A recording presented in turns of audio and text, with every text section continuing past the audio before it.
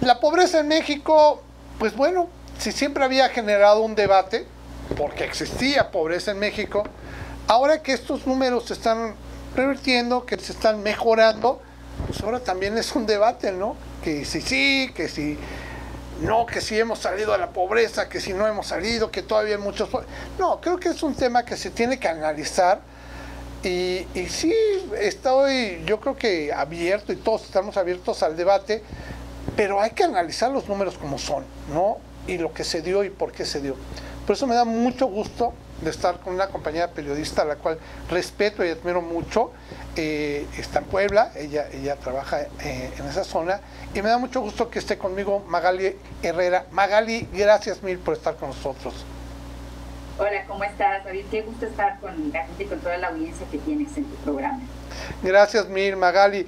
Magali, recientemente te vi, lo estábamos platicando hace un segundo, en un programa que era abierto a debate, están hablando del punto de la pobreza, estos parámetros que llegaron últimamente, en donde se ve que hay una gran cantidad de mexicanos, se habla de alrededor de 13 millones de mexicanos que salieron de la pobreza, y este número y este tema se ha vuelto, pues bueno, una cosa, yo creo que esté bien el debate, pero que se vuelva ya agresivo como lo que yo vi, que te pasó a ti en un programa, que le pasó a Viri Ríos en otro programa también.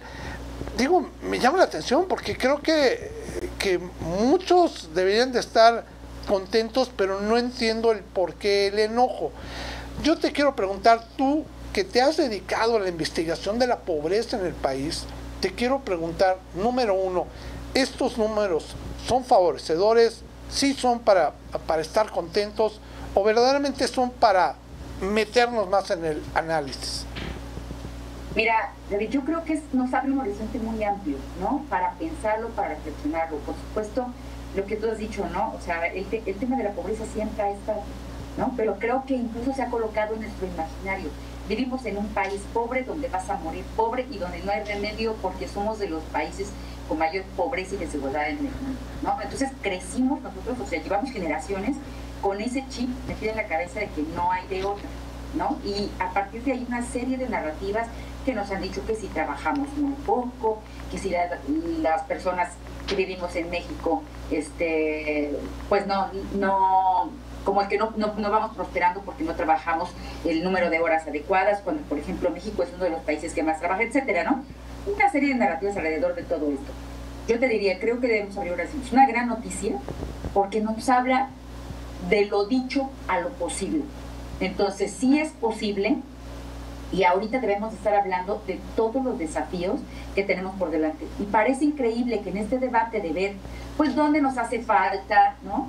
Dónde lo hicimos bien, dónde lo hicimos mal, porque toda la implementación de un modelo diferente, como en este caso el que se implementó con la llegada de Andrés Manuel López Obrador al gobierno en el 2018, fue un modelo diferente, que cimbró el país y que cimbró muchos sectores de la sociedad. Entonces, ¿por qué no concentrarnos en eso y ver qué está en riesgo, ¿no? ¿Qué se hizo bien, qué se hizo mal, dónde nos faltó apretar? Pero creo que debería de llenarnos de gustos a todas y a todos el ver que sea posible y que el impacto de las políticas públicas sean medibles y que con términos cuantitativos se haya probado que un modelo funciona, pero no.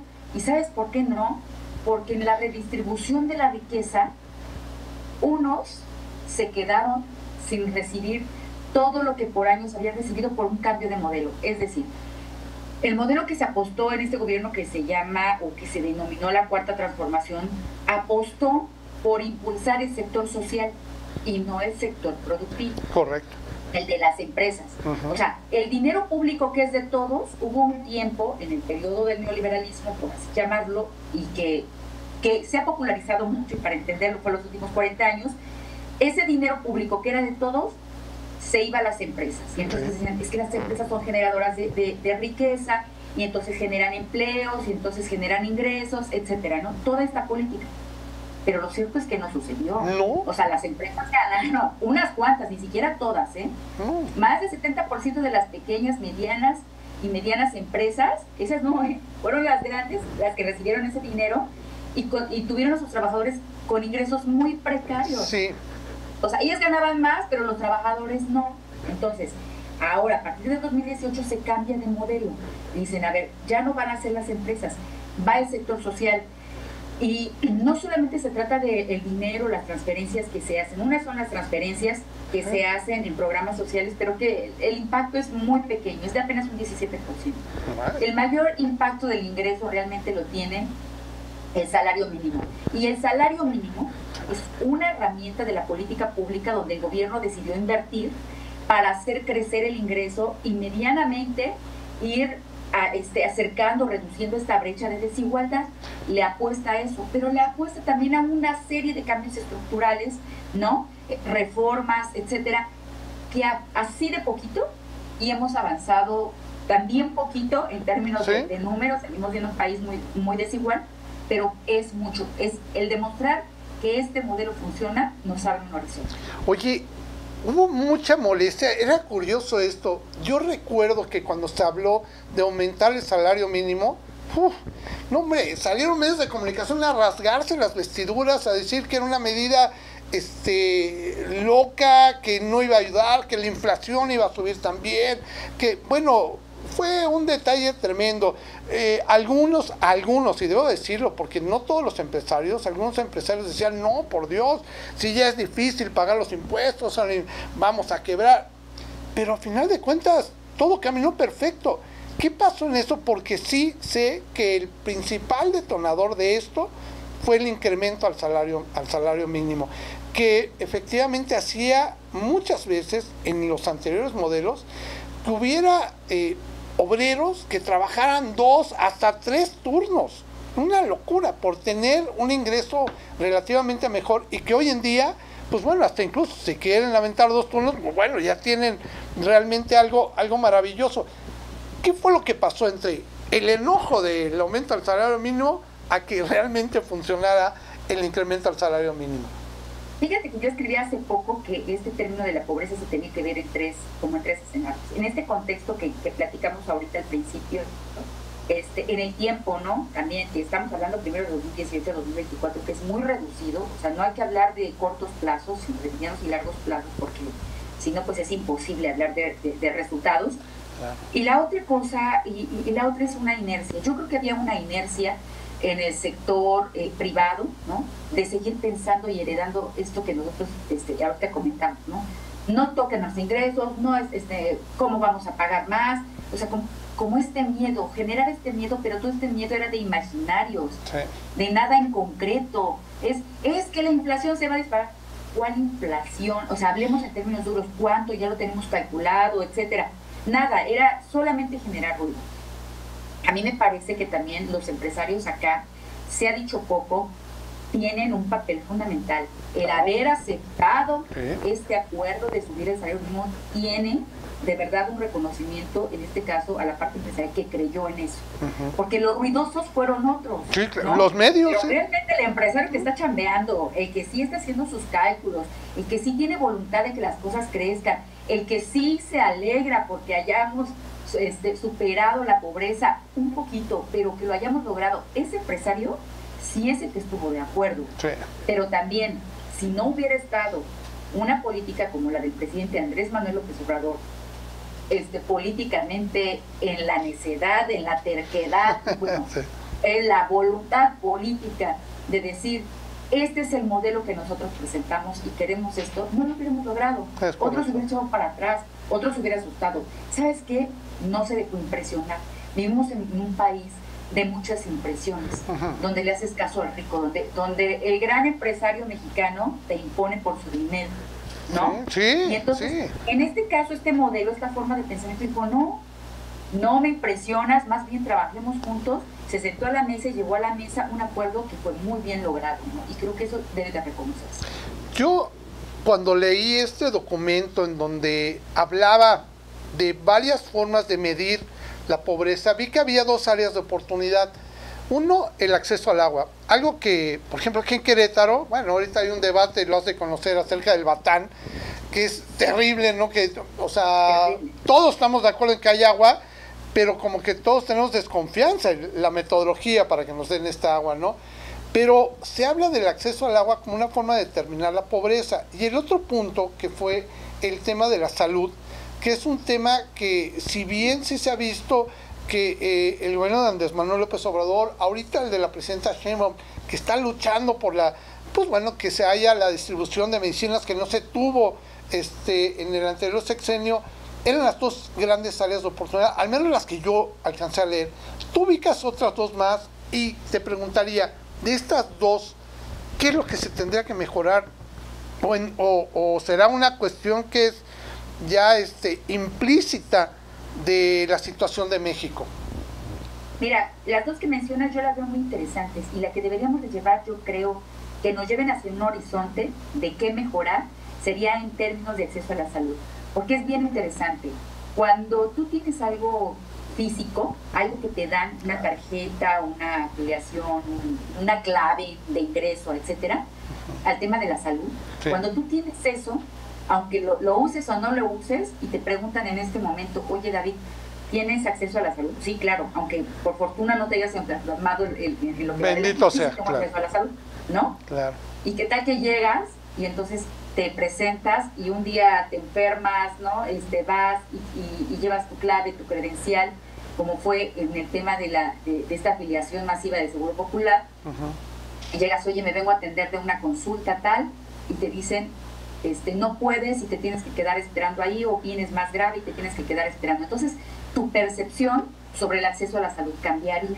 Claro. ¿No? Sería muy diferente, aunque estuviéramos hablando sobre lo mismo. Claro. Entonces, cuando a la gente le pregunta, ¿tienes acceso a la salud?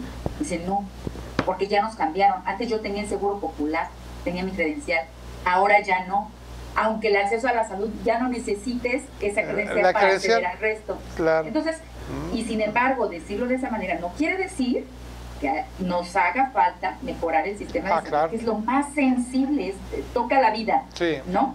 Y eso lo sabemos, y no reconocerlo sería también un insulto a la inteligencia de millones de mexicanas y mexicanos, y sobre todo al dolor de millones de mexicanas y mexicanos que han necesitado de este servicio.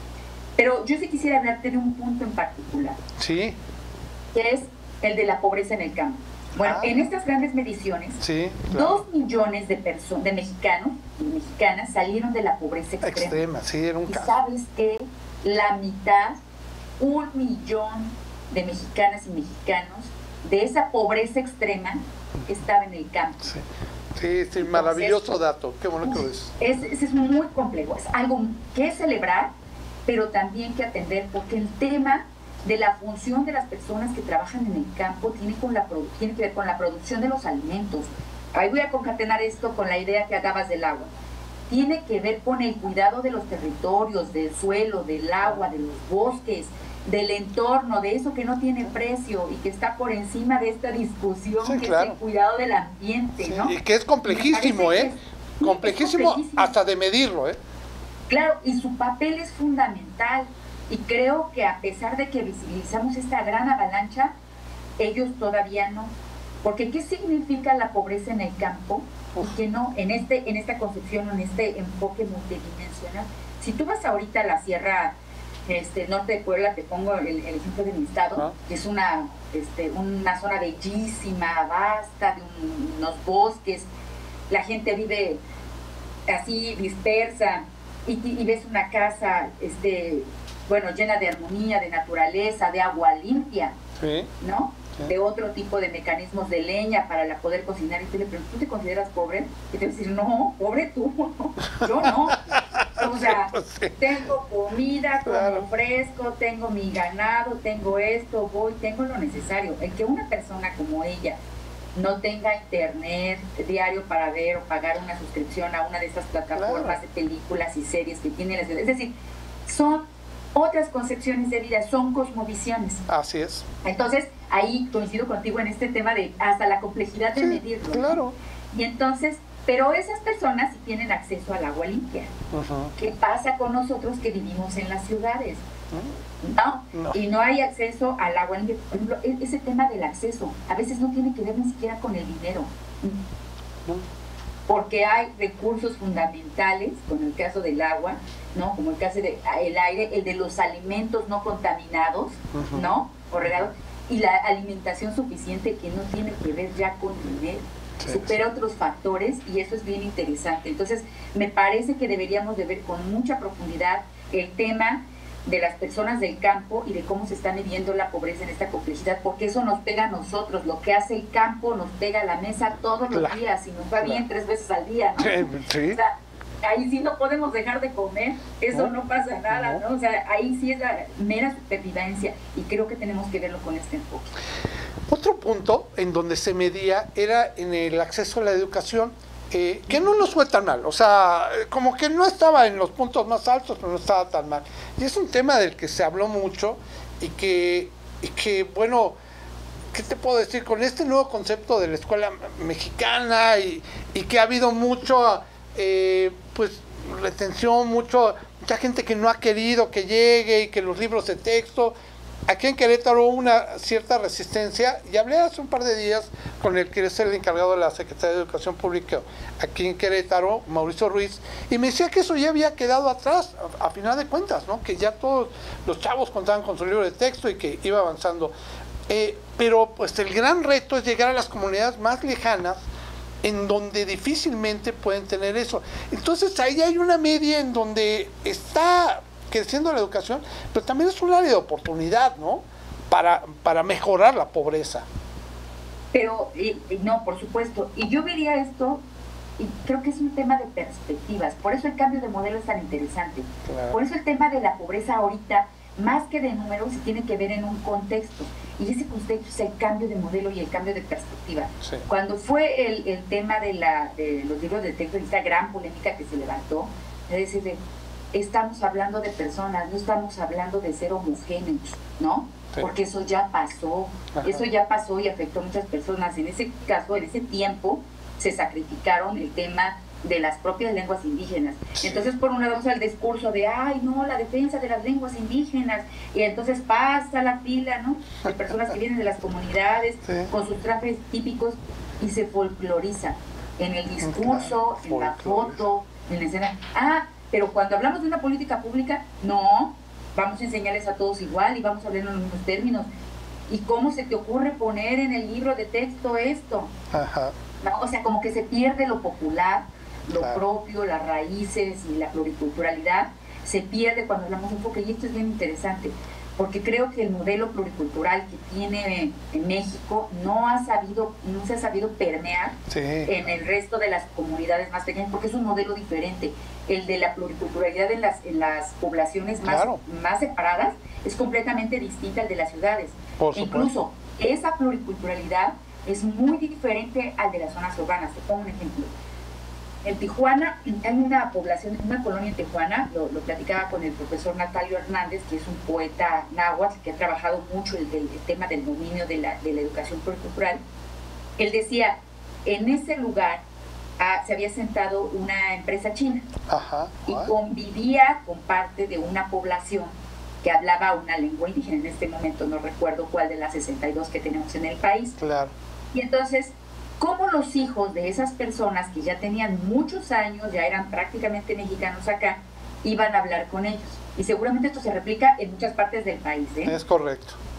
Entonces decimos, en la escuela tenemos que enseñarles español, tenemos que enseñarles inglés, tenemos que enseñarles mandarín, ¿no? Bueno, en este caso que era el mandarín, por la industria, lengua por la que se había contratado la empresa y quedado, etcétera, y para que todos sepan convivir, no solamente para que la lengua sea una herramienta claro, de competencia empresarial, claro, ¿no?, sino de socializar.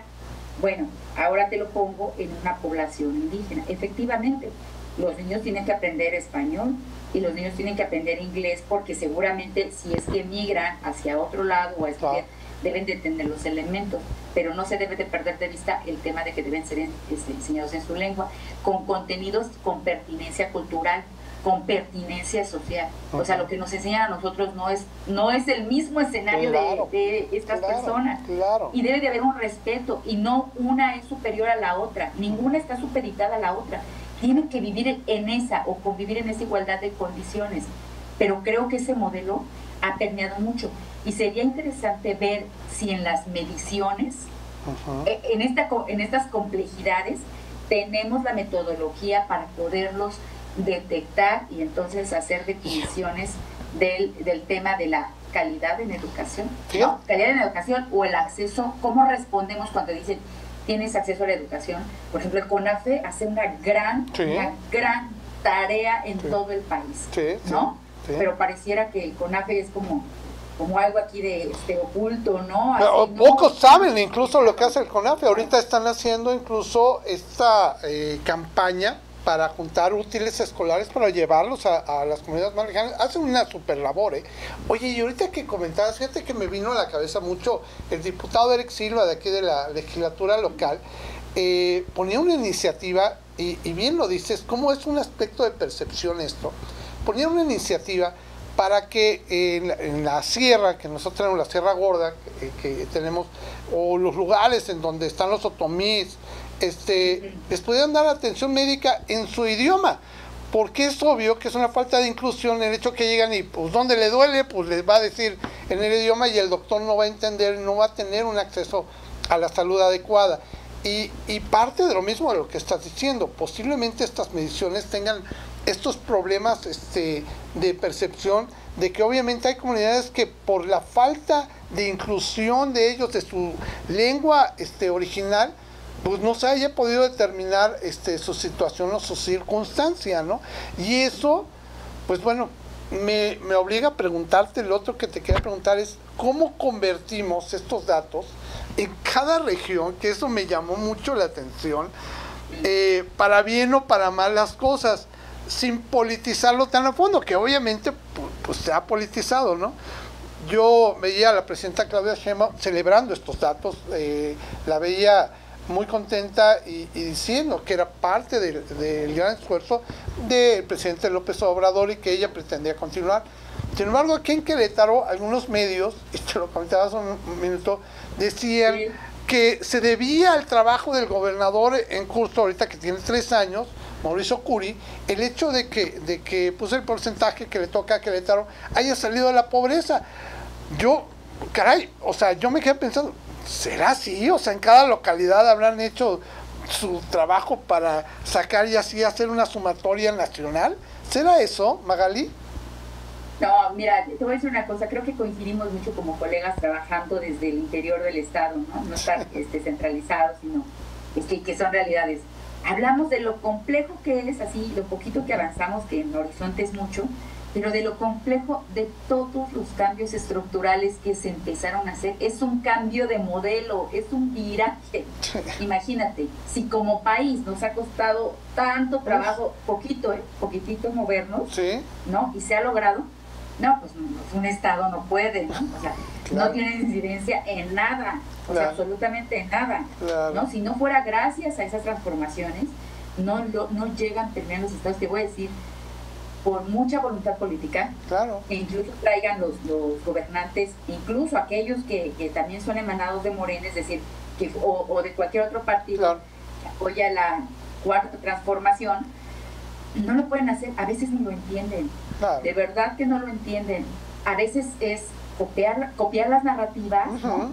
Entonces hablan en el mismo lenguaje, pero sus políticas públicas son completamente abismales. Sí, es correcto. No tienen nada que ver y en lugar de ayudar le ponen el pie a lo que están haciendo los gobiernos federales. Sí, lo hemos visto. Creo que lo has visto en algunas cosas que ya no entiendo, ¿no? O sea, ¿por qué el gobierno federal jala para allá y el gobierno estatal jala para acá? Para el otro lado. O el gobierno municipal pasa para otro lado y cuando los esfuerzos se diluyen, pues esto es un tropiezo, ¿no? Eso pesa más. Entonces, no, creo que ahí no tiene impacto cuando creo que se trabaja de manera coordinada y aún así, con toda la voluntad y se trabajara a pie juntilla sobre lo que hace el Programa Nacional, se abonaría muy poco, ¿no? O sea, creo que el tema de las desigualdades y geográficamente la distribución que tenemos en nuestras propias comunidades, la complejidad geográfica de México, e incluso pues no la tenemos fácil, ¿no? Pero eso también no es como un error del país o algo, es la circunstancia del país que tenemos, y tenemos que pensarlo en esas condiciones, ¿no? O sea, cómo repensamos los modelos para que no todo sea homogéneo, para que no todo sea igual, para que no todo se tenga que medir en términos de dinero y que se tenga que medir en términos de bienestar. El término de bienestar tuvieron las Secretarías de Desarrollo Social, ¿no? Y se hablaba de eso. Y por otro lado, el crecimiento económico. Entonces, eran dos cosas que iban acá. Completamente las mediciones iban separadas. Ahora hablamos de un estado de bienestar, donde una tiene que impactar sobre la otra, y de que necesariamente el dinero, bueno, sí da un acceso, pero no tampoco da bienestar, es muchísimo más complejo, ¿no? Aprovechando ahorita que hablas de ese punto, fíjate que recientemente entrevisté a la magistrada electa federal, que bueno, que es de la circunscripción de aquí de Querétaro, la 22, nos dejó un mensaje que a mí me sorprendió que viniera incluso de una magistrada, ¿no? Porque ella señalaba claramente que la gran desigualdad que tenemos en México también tendría que ver que los ciudadanos nos inmiscuyéramos un poquito más. Si bien ahorita creo que tocabas un punto muy interesante que yo no había escuchado a nadie que lo reconociera, que los empresarios tuvieron una gran aportación de este asunto y que nos haría falta más reconocer eso. Y te agradezco mucho esa visión que dejas con nosotros. También los ciudadanos creo que tendríamos que empezar a aportar más en el entender como dices muy bien, este estado de bienestar. Ya dejarnos estas prácticas que nos alejaban y generaban estas grandes marginaciones y diferencias entre clases sociales que teníamos, ¿no? Y eso fue lo que nos vino a dejar una magistrada que me sorprendió mucho, que tuviera pues esta conciencia social tan impregnada, cuando pues normalmente uno piensa que nada más piensan en lo justo, ¿no? En lo que tendría que ser la justicia. ¿Crees tú también que sí necesitamos como ciudadanos también empezar a colaborar para que el día de mañana estos números que fueron tan favorecedores de tanta gente que salió de la pobreza aumenten? O sea, que haya menos pobres en México. Claro, y de hecho, este modelo, bueno, cuando hablamos de la pobreza va esto ligado, ¿eh?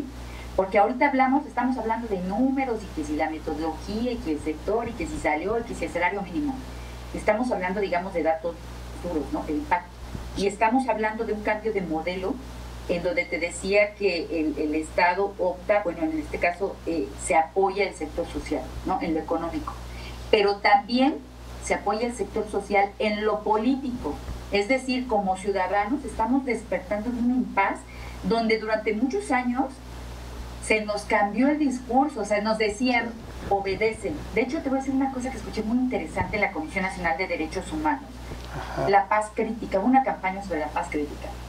Y decían, no tener o tener paz, ¿no? O sea, el hecho de que no haya movilizaciones sociales en este momento en tu colonia, en tu municipio, en tu estado o en tu región, no significa que todo esté bien. No. Porque la paz no ha sido crítica, ha sido sumisa. Wow. Nos han enseñado a que obedezcamos. Claro, si no obedeces, macana, ¿no? Claro, claro. Así fueron los movimientos sociales tan sangrientos que hemos vivido en la historia en México, ¿no?